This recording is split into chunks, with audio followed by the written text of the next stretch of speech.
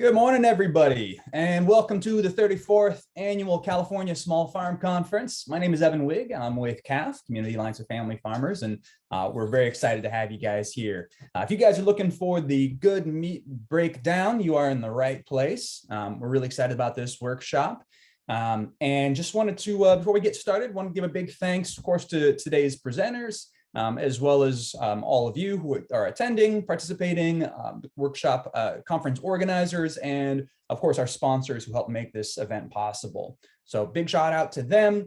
Just a little reminder that today's webinar is being recorded. We're also going to be sending out an evaluation. You'll see it pop up at the top of your screen as soon as the workshop ends. If you could take just a couple of seconds to fill that out, it really helps us improve and continue to evolve the conference going forward. And then last but not least, just encourage you guys to use the chat feature, introduce yourself, ask questions. We want to make this as participatory as possible. But without further ado, I think we got a lot to talk about today. So I'm going to pass it over to James here. James, thanks so much for being with us all the way from the East Coast. And I guess it's a good afternoon to you. Mm-hmm. Thank you very much. And good to be with everybody. Just give me 1 second to set up my slide here. Okay. Yeah, happy Sunday to everybody. I'm glad to hear the conference is off to a good start, and glad to see all of you here. And this session is going to be about marketing, specifically marketing for producers, meat producers who are selling directly. And I'm just going to go over some of the resources that we have developed as part of the Good Meat Breakdown, Good Meat Project, and hopefully hear from you all of what other resources you'd want to have from us in the future. And I'll just give a little bit of background on us. So Good Meat Breakdown is a program of the Good Meat Project, which is a national nonprofit based in Portland, Oregon. I myself, as Evan said, I'm based on the East Coast. We have a team that's sort of spread out. And we've been around for about 8 years. And our mission is really to build pathways towards responsible meat production and consumption. And there's a lot of great organizations on the technical service and farming and production side. And we do a little bit of that, but a lot of our work is really focused on marketing and how to reach consumers. And I'll just share a little my background. I've been in the world of sustainability and food marketing for about 8 years. So I spent a lot of time in the fair trade and grocery world before transitioning over to meat. And a lot of the challenge is really the same, right? All of you on this call, if you're meat producers and you're doing it well and you have a product you're proud of, you have a really great story to tell to consumers, you know, that touches on amazing flavor and sustainability and good for the planet and all these different messages. But sometimes it can be hard to actually take all those messages and deliver it to consumers in a way that's enticing and clear, and sort of creates, you know, incentive for them to buy from you compared to buying to the types of meat that they're used to buying from. So my background is in sort of writing and marketing and copy and that sort of thing, of figuring out how do you tell that story to consumers. And our executive director, Camus, who unfortunately couldn't make it today due to some family issues, she comes from the world of magazine and newspaper writing, and she was a journalist for many years. So she also has that mindset towards how do you write and market yourself in a way that really resonates with consumers. And so, like I said, a lot of our work sort of focuses on that marketing realm. And that's sort of the resource and offer that we hope to be for all of you. And first of all, what do we mean by good meat? It's in the name of our nonprofit and this specific program that we're talking about today, the Good Meat Breakdown. And we really see it as sort of a spectrum and a constellation of different practices. We also have a program called the Grass-Fed Alliance, and that's focused really explicitly on grass-fed beef, 100% grass-fed and grass-finished beef. But that's just one way that we might define good meat. So to think about it more broadly, we really think about it in three different realms, three areas. And for that, the first one really means care for land, animals, and people. We think that's something that really resonates with consumers as well as producers and ranchers, obviously. The second one is really about transparency. That's a key thing that good meat producers can offer to customers that sort of bigger beef brands or even plant-based brands really can't offer. It's about this transparency of, we're going to show you every step of the way. We're going to show you why this meat is a better product and how it gets to your plate. So that's a really key value for us. And then the third one is really about community, deliciousness, and joy. And we put that there because there's so much heaviness in this dialogue around, how do we raise meat in a way that's better for the planet? How do we, tackle these big issues of soil degradation and climate change? And we put this here because we really think bringing a little bit of deliciousness and joy is key to bringing in consumers into this way of buying and selling and producing meat. We want to offer this as a way for them to make a good purchase for them and their families and for the planet, but also to have something that's super delicious and has a little bit of personality and deliciousness to it as well. So that's all just to say, when you hear that phrase good meat, that's how we think of it, is these three characteristics. And from what I can tell about this conference, a lot of you probably identify with those values as well. So we don't operate as a certifier or certification or anything. This is sort of how we think about those values for our organization. So today we're talking about a specific program of ours called the Good Meat Breakdown. And I wanted to just share a little bit about who is behind that. So obviously we, as the Good Meat Project, as a nonprofit, are behind that. We have a pretty small team, but we're also very connected with producers and butchers and restaurants around the country. And then there's a few other partners that had a hand in what we're going to talk about today. So just to shout out them a little bit. So we work with Tomcat Ranch, Western Landowners Alliance, Grass-Fed Alliance, as I mentioned before. Carmen Ranch is a producer up in Oregon, and Harmonia is a great funder of these sorts of programs. And we sort of all came together at the beginning of the pandemic, which I'll get into now. So the Good Meat Breakdown is really a couple different things, and it'll help to just start sharing a little bit about where we came from, which was in the beginning of the pandemic. We noticed a lot of consumers wanting to buy better meat, more local meat, more delicious meat, as I'm sure a lot of you noticed. But it exposed sort of a lot of the same issues that the good meat movement was dealing with in the past, which is that it's a little bit harder for consumers to find it.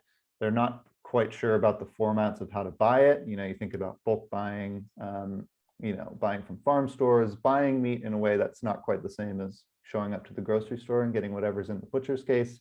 And then they're also confused about how to cook that meat. They might also be getting cuts that they weren't used to getting before. And all of that was, contributing to a lot of confusion that consumers had in the beginning of the pandemic. And we don't think a lot of that confusion has gone away. We think those questions are still really keeping consumers from buying good meat from producers like you all. And so that's part of the reason why we all got together and formed this marketing effort, was because, on the consumer side, like we get at here, we met a lot of consumers who were confused by this process. And I should mention that a lot of the Good Meat Project's work does directly work with consumers. We do workshops, we do butchering workshops, cooking classes. We also do consumer research, where we go out and interview consumers about their decision-making habits around buying meat. And the information that we were getting back is that a lot of consumers want to support this type of eating, but they're confused of where to start. And there's a lot of hurdles along the way that's sort of keeping them from purchasing this sort of meat more regularly. And we thought, well, this is sort of a marketing problem. And we want to create this website and this service as an effort to help consumers and producers. And so for consumers, it's a place where we can give them a lot of information about how to deepen their relationship with producers and farmers. But for producers, we also see it as a marketing resource. And we see it that way because we talk to a lot of producers who feel like they're sort of reinventing the wheel, right? So let's say you're selling meat in bulk and you get a customer that says, well, I don't really know how the bulk buying process works, or I don't know how to fill out a cut sheet, or I don't know how to use these certain cuts that I'm not familiar with.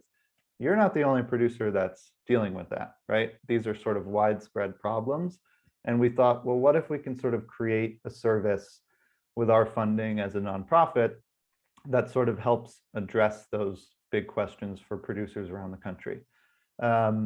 And what we came up with is this site called the Good Meat Breakdown, which again, we hope can be used as a marketing resource for you all, which I'll go through today, but also can help to sort of create a common voice and create a platform of shared resources and shared values, so that this good meat movement has a little bit more glue to it around the country. And we can sort of work together and work smarter, not harder, about the things that are sort of about the common marketing issues that everybody's sort of dealing with at the same time.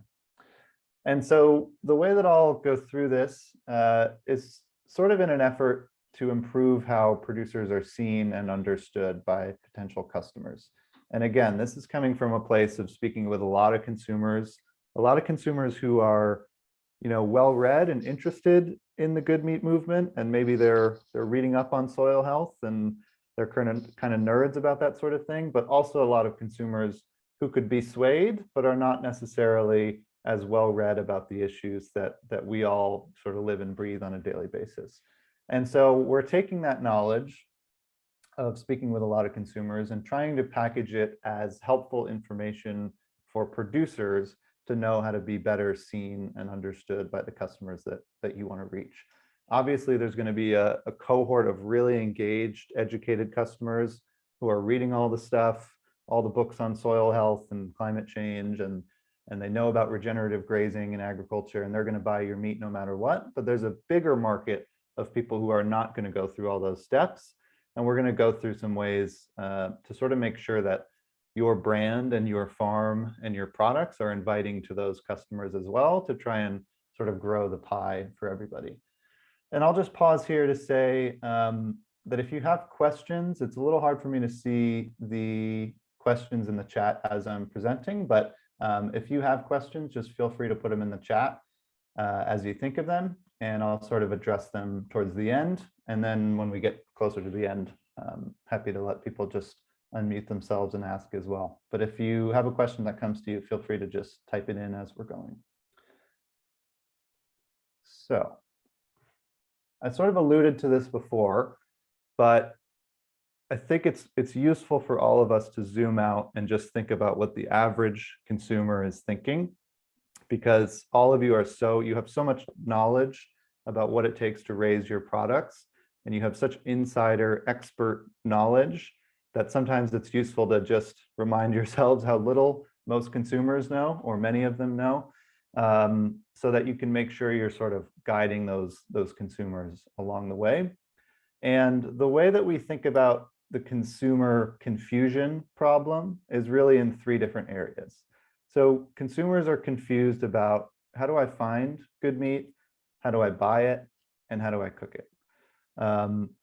And we will address those in a second, but the idea here is, if we can just pause and put yourself in the mindset of consumers trying to ask and answer those questions, try and think about how you as a producer can sort of provide that information in a way that's engaging and inviting. So let's go through a little bit. So we hear from a lot of consumers who want to buy more locally that it's just hard for them to find a farm. They're not quite sure where to search. They're not sure if all the farmers around them are actually listed online. They're also really confused about certifications and attributions, or attributes, I should say. And sort of what do all these different claims mean, whether it's grass-fed or organic or pastured. A lot of consumers sort of see those buzzwords, and some of them might dig in and learn a little bit more, but a lot of them, it just sort of represents confusion. Some of them might not trust them. So there's a lot of confusion there. And then there's just the logistics around getting to the store. Do you ship your products? When is your farm store open, right? Where do you actually sell? And then a lot of questions come up for consumers about buying. You know, we work with a lot of producers who sell meat in bulk, and that process, while it can sort of make sense on the producer end, is very confusing for the average consumer, at least for the person who's just starting out doing that. And we especially saw that in the pandemic and the past 2 years of people saying, I never bought meat in bulk before, but you know, I bought this freezer and maybe I could connect with a producer to get my meat in bulk, but it turns out the process might be a little bit too confusing for them to actually start. And so I'm sure a lot of you who do this get questions from your customers like, how much freezer space do I need for bulk buying? Or what does the pricing look like? Or why am I having to coordinate with a slaughterhouse as well? Or the inevitable question about cuts, you know, why can't I buy just tenderloins? And then questions about price as well. And I'm sure a lot of you have many, many conversations with customers about, you know, why your meat is priced in the way that it is, or how to compare that price to different sources of meat. And then, you know, let's say they find you, they buy it, they get it home, and they have questions about cooking it. So if it's in a CSA or a bulk buying model, they're likely going to be getting cuts that they're not familiar with. You know, shanks, they might be getting some bones, they might be getting things that they haven't really seen cooked before at a restaurant, and they're not really exposed to the information that they need of how to actually cook those. And then there's things about, you know, different production practices lead to different cooking practices, right? You tend to cook grass-fed meat a little lower and take it off the heat a little bit sooner than you do grain-fed beef. But a lot of consumers don't know that. And if they don't know that, they're not going to be getting the best version of your product, right? And if they've heard certain things about one cut or another, or you know, chops versus another type of cut, one being more tender, less tender, it just tends to be very confusing. And we hear from a lot of customers who say, you know, I want to make this splurge, I want to spend on this meat, but I really don't want to mess it up. And I'm not a great cook, and I don't want to get this meat and splurge and not know what I'm doing in terms of cooking it. And I'll just pause for a sec. And so the point here is that all of these questions and confusions are running through consumers' minds all the time, whether they're, you know, really conventional consumers who might just be buying on price and flavor, all the way to consumers who are really driven by climate change and soil health, and they want to improve those problems through their purchases. They're still dealing with these same questions. And so, unfortunately, the task for good meat producers is to figure out, how do we answer these, right? And what we're offering is two things. One, we're sort of putting all the information related to these questions on our website, and we're going to walk through it again for two reasons. One is to say, this is a reminder of what consumers really need to know before they're willing to splurge or keep purchasing your products.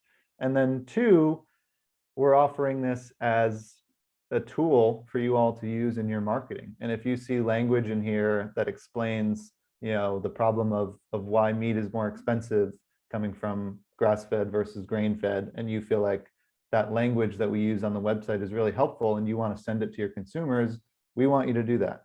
We don't want you to spend time answering the same questions over email. That takes you away from better marketing or working on the land. We're hoping this can be a way for you to sort of get information to your customers who need it and strengthen your marketing. So we're going to go through a little bit of the site here with those two purposes in mind. I'm just going to switch my share. Give me 1 second.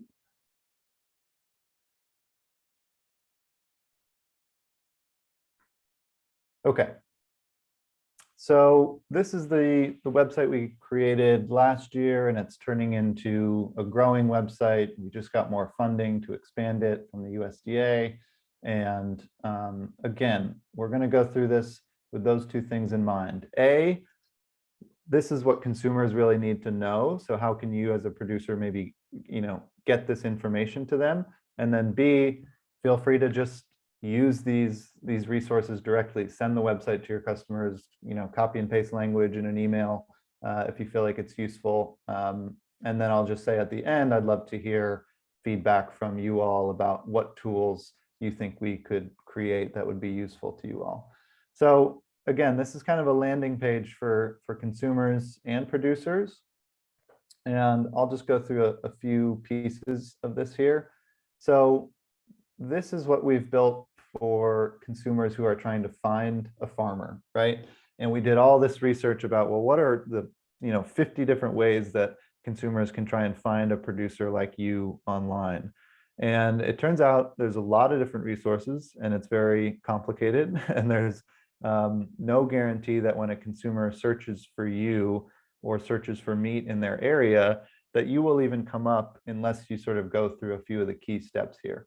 So what we're going to talk about here is making sure that your farm and your brand is actually visible to those people who are searching for you.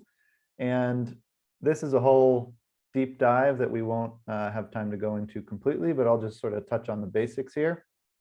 And the first one is, if you sell at a farmer's market, a lot of consumers use directories to find out what farmers markets are actually near them and which ones they can shop from and which products they have. So this is one example of the National Farmers Market directory, and there are certainly local versions of this wherever you live in your city and town.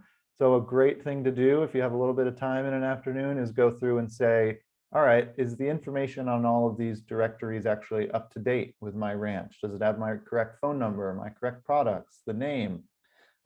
Because if a lot of consumers are going to these sorts of things to find you at a farmer's market and they're not seeing complete information, it's just one more hurdle for them to actually give you their money and buy your products. So a great thing to do if you have a little time is just make sure that you're actually listed properly on here. All of these directories allow you to submit your information if you're a farm or a rancher, and it's good to just make sure all of that's up to date. Another thing we'll shout out, this is a switchboard, we call it. It's sort of a forum that was made by Good Meat Project to connect farmers and consumers. So we see it a lot used for farmers and ranchers who have product to get rid of that they might not be able to sell through their conventional channels, and they want to find a place for it. So if you have a bunch of pig heads that you can't sell or something, we see a lot of connections like that made on the switchboard. So it's just a useful thing to check out as well if you ever want to connect directly with potential customers. And then there are a whole bunch of associations and maps and services online that sort of, aggregate the farms in a given area and try and give that list to consumers. So this is another thing to just go through, and some of these are specific trade organizations like AGA, things like that. But these three, Eat Wild, Local Harvest, Farm Aid, and the Regenerative Farm Map as well, these are all outlets that aggregate information about what farms and ranches are nearby and what they sell. And if a consumer is going to Eat Wild or Local Harvest to say, all right, I want to start buying my meat locally, you need to make sure that your information, again, is listed there. It's engaging. Maybe it has a photo, a link to your website. And all those steps sound very small, but it's a way for consumers to actually make sure that they're finding the people around them. And they know that if you have something about your business that you're really proud of, whether it's a certification or a way that you do things that really makes you unique, you want to make sure that's very prominent and listed there so people can tell who's in their region. And we've seen a lot of boost for people just by making sure that they're actually listed in these sorts of local databases. And then, product specific ones as well. You guys probably know Get Real Chicken or, there's pastured poultry associations as well. And if you can be a part of those to get on their listings as well. Anything to do with being found on the internet is just about casting a wide net. It's about making sure that you pop up in search results sooner than others. And to do that, you really need to make your presence known. The more that you're on listings like this, the more that your website is linked around, the search engines sort of take that and put you up higher, right? And that's sort of the name of the game. Will it boost your sales, double overnight? No, but that's not really the point. This is sort of making you easier and easier to find by consumers, right? And then state by state listings, we took a lot of time and went through every state and said, what are the resources for consumers to find farmers? And so, if you go to California, we have a few here. We'll probably be adding more. And if you go here, there's sort of state by state records of what farms are where. And that's one more layer to go of making sure that you're listed on those as well. And then consumers are often looking for farms that ship or deliver. And there's a website called Farms That Are Delivering that it's good to make sure, if that's something that you offer, good to make sure that you're actually on. And then a lot of consumers are turning towards these platforms that became very successful in the pandemic, like Barn to Door. So that's something to consider as well. I know we won't get into that here, but just putting it here to call out that a lot of consumers are using these to make their purchasing easier. And if that's something that works for you, it can connect you to a bit of a larger market as well. So that's sort of the finding it page. And we're going to move on to a little bit about buying, just because the process that a lot of good meat producers ask potential customers to go through is very different than what customers are used to at a grocery store, right? At a grocery store, you can get the exact cuts that you want, pre-packed, the price is right there, it's familiar, you don't have to talk to anybody, it's all right there, right? And if a producer has a different type of supply chain, that's an asset in some ways, but it's also can be a little intimidating to a customer who's coming off of just purchasing meat conventionally and is sort of confused by the process, right? And so we find that the biggest example of that is in bulk buying, right? We come across a lot of consumers in our work who want to buy in bulk, but the whole process between the freezer and the costs and the weight of everything and the different cuts is just incredibly confusing. And we also hear from a lot of producers who say, I'm not the only one doing this. It feels like I shouldn't have to write this whole thing on my website and explain this because it's taking a lot of time to answer every email about how this works. And so we made this as sort of a centralized place for you to send consumers to, and for you to also know what consumers are looking for. This process is probably not going to mirror yours exactly, but if you want to just send someone a primer about how buying in bulk actually works, this is a good place to do it. And we also have some language in here about price, as I mentioned before. And we put this here because we know producers are often tasked with explaining why their prices are higher. And I don't have to explain to you that when you get asked that, it's hard not to explain the whole history of American agriculture and soil degradation and all of that. But a lot of times consumers just want a quicker answer. And so we wrote this and gave some links here in case you want to point people into the direction of why your meat may or may not be more expensive than conventional, and a little bit about true cost and what goes into that as well. And then this is a primer about how the pricing structure actually works with processors and slaughtering and things like that. And then the big thing that we always get questions about is, how much should I order? How much will it take me to go through? And especially things like share counts, what weights go into each share and certain yields. And let me just go back up here for a second to say, this is just a graphic that you can send or share on social media or send in an email that just walks through how much meat a customer might go through in a given year and how much to sort of calculate that. And then we do a little bit about average weights per share.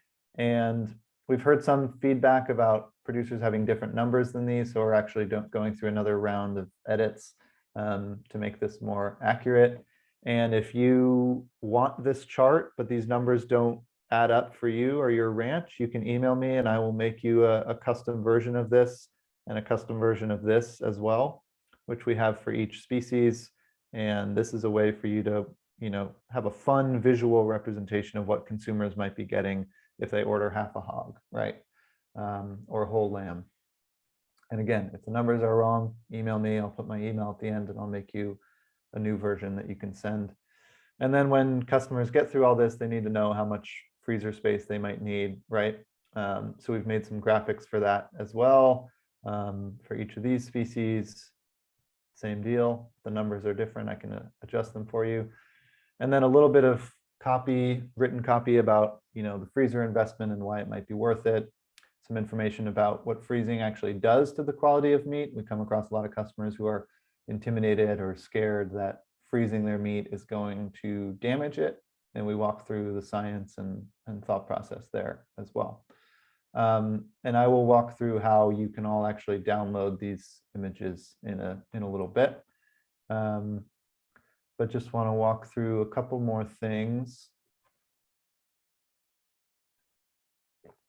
Cooking is probably one of the largest source of confusion, which is sort of funny because at the end of the day, it's the same meat and same cuts that they're used to cooking with, but people rethink it when they're buying good meat, and they might also be getting different cuts or different production methods and not know how to cook that differently. And this is one of my favorite graphics and explanations we have, which is just walking through the mindset of thinking about where a cut comes from on an animal and translating that into how it cooks, right? So the least used muscles turn into the most tender muscles. Those tender muscles you can cook quickly. The most used turned into the toughest, and those are just as delicious. You just have to cook them slower, right? And so we do some myth busting here about which cuts are more delicious, and we say basically they're all delicious if you cook them right. And so we have some language here to go through that as well. And one of the hardest things I find, even though I've been doing this for a while, is talking to customers about flavor and taste. And sometimes I'm sure all of you agree that it can be hard to describe why your meat is so much better, because talking about flavor is hard to do and you don't know what words to use. And so we touch on that a little bit here, just making the case that really great flavor comes from really great farming practices, and trying to make that link for consumers as much as we can. And then, especially in bulk buying, customers will do the best and keep coming back to buy more bulk shares if they can sort of get out of the mindset of a recipe for a certain cut and rather think about, what type of cooking method does this cut need, and how can I do that in the way that makes sense for my ingredients, my cuisine, my family. And we do a little bit of that here of just trying to demystify this process, right? And if you have a quick cooking method and you have a cut that is quick cooking, here's a few ideas for how to do that. And same for the slow cooking method as well. A little bit about tenderization. Some customers like to hear that as well. And under Cook It, we have individual pages for beef cuts, for pork cuts, for all these different things. And this is a pretty good resource for if your customer is buying a share of certain animal and you want to just walk them through what are all the different cuts and what are the formats and how might you cook it. We've made these sheets for all the different, typical types of species that you'd be selling in bulk. And we're even adding a lamb and goat section. We're going to do poultry next. If anyone has livestock that they don't see on here, we've heard from some bison producers and things like that. If you have species that you'd like to see on here, you can just email me as well or put it in the chat, and I'll make a note for us to sort of do some language for that too. And just a couple more quick things. We see this as a place for people to also read about the world of good meat and sustainability, and we're sort of building this out as a place that people will come back to over and over again. And then this section here is toolkits for you all that sort of compile some of the things I just went over. So we have for example, a good meat guide to bulk buying pork. And this is a printable or downloadable PDF that has all of these things sort of well designed that you can send to a customer or list on your website. And if you need to print it, we also have a version that doesn't have as much color on it, so that if you wanted to bring it to the farmer's market or something, you could print this, not worry about the color ink, and hand that out for potential customers as well. And then we have what's called our media marketing kit, which for all of you who know that you want to post on social media more, but sometimes you're like, God, I just don't have the time to take some pictures or figure out what to post. These are graphics that have all been made into square images for you to post on Instagram or in newsletters or things like that. And we have them for free here just for you to be able to share. The only thing we ask is we leave this part on so people can find our website if they want to find more. But we have those available for each species as well. And then some of these graphics on their own, if you wanted to just share on social media or emails or anything. And last thing I'll go over is our snapshots section. So this is a place for us to sort of highlight producers that are doing interesting things or have something exciting going on the farm. And there's a link here. If any of you want to be featured on here, just fill out this form and we'll get some information from you and try and get a photo, and we'll add you to this growing list of good meat farmers and ranchers and butchers, just as a platform to sort of share the amazing work that you all do. So feel free to fill that out and we can get your farm and ranch listed on here as well. What else? I will just give a quick shout out to our Sunday sessions. We have one this evening actually that is about selling to chefs. And if any of you are interested in places to learn more marketing tactics, we do these webinars every month. So I'll just put that out there if anyone wants to join us. And I will go back to my slides for a second. If you just give me 1 second.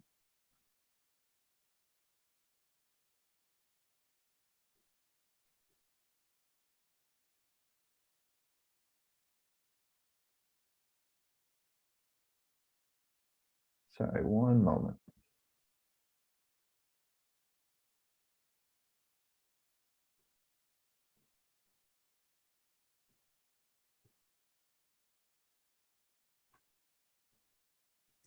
Okay. So we went through these, and this is sort of an old slide, but just wanted to shout out again that we have these for download on the website. And if you have numbers that are different from these and you'd like me to update those for you, I'd be happy to do that. You can just send me an email. These are some of the examples, again, that we have for download, and these as well. And so a little bit about what's next for us. We want to continue iterating this as a resource for good meat producers, as a marketing resource. We recently got grant funding from the USDA to expand that. We are in the midst of surveying hundreds of producers around the country to figure out what your marketing needs are. And the goal here is for us to create sort of shared marketing resources, right? Like, we're a nonprofit. What we create has to be for the public good and for the good of many producers. So we can't sort of custom design individual marketing materials for you, like individual business cards. But if you have something where you're like, I find myself having to explain this to customers all the time, or I really wish I had a guide for this to send to people, that's exactly the kind of stuff that we can help make for you all. And so if you would like to be surveyed for that project, we would love to have you and love to have your input. It's just a probably 20-minute survey about what your marketing needs are so that we can spend the next year creating those for you, creating toolkits and materials and trainings for you all. So that's our biggest next step. We are working on a open source photo database because we know, like I said, a lot of producers want to get better at social media marketing, but find it hard to find the time to take photos, especially photos of things that aren't specific to their farm. Like if you just really need a good photo of a great steak or a burger, we want to create that for you. And we'll also be writing captions and things for you to be able to post more often without having to sit down and write all of that. Like I said, we're also working on a poultry section for the website. I'll also share that our other program, Grass-Fed Alliance, is working on a project called the Real Burger of Earth Day, where we're running a campaign for Earth Day this spring, where we're promoting 100% grass-fed beef as the real burger of Earth Day.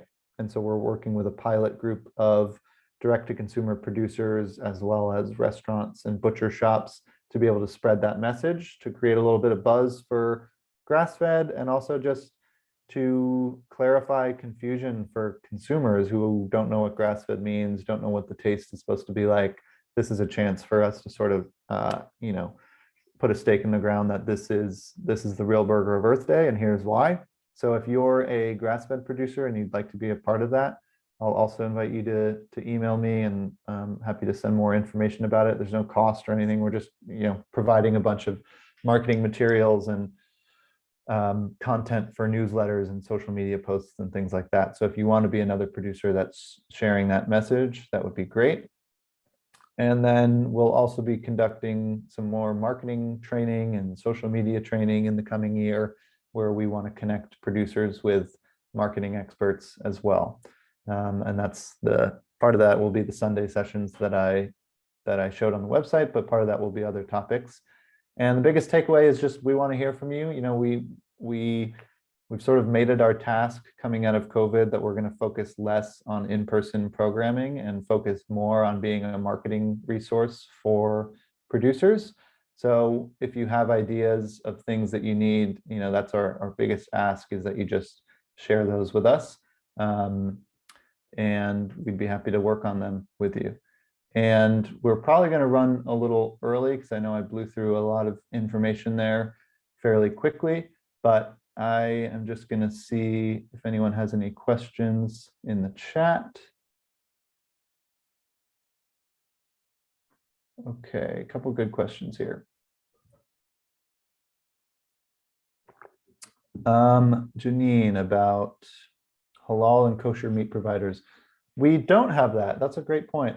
We don't have any specific language or sets of these for halal or kosher providers.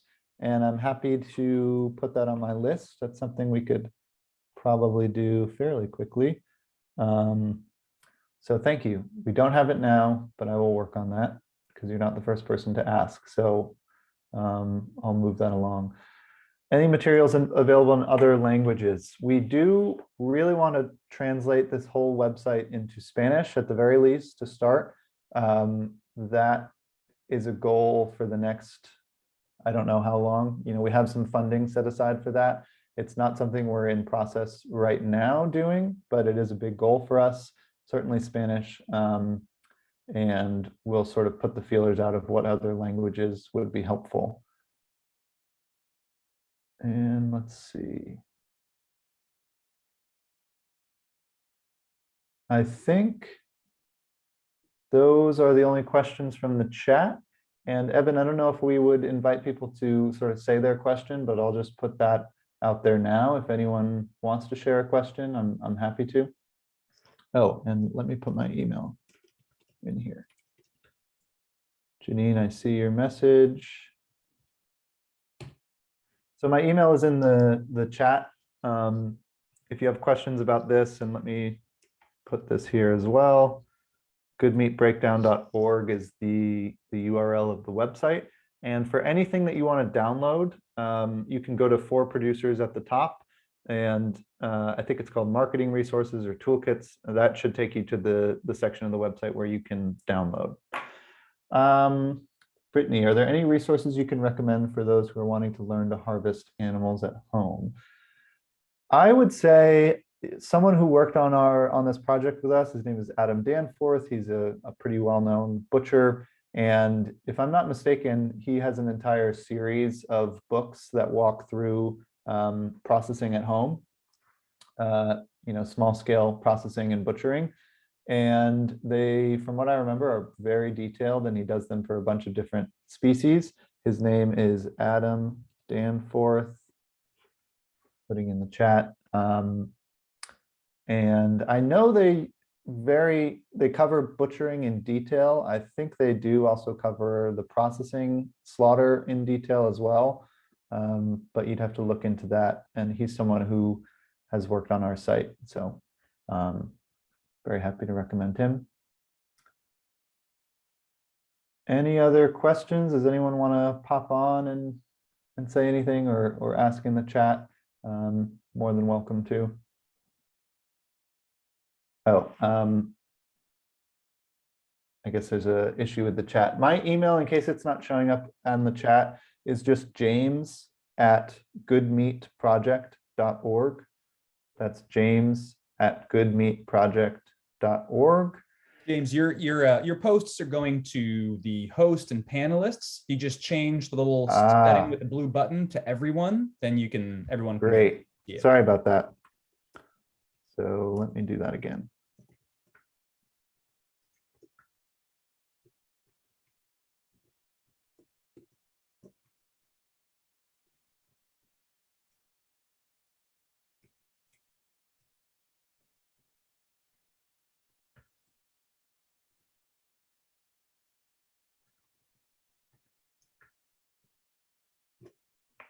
Okay. Well, everybody should have my email now. And if anyone has any questions about anything, please feel free to reach out. And other than that, that's most of what I wanted to share today. And any other marketing resources that you can think of that would be useful, please reach out and we can work on making those in the next few months. And keep in touch. Thank you so much, James, for being here. And we have a lot more in store for you at the conference. So enjoy that. Thank you very much. Thanks, everybody. Take care.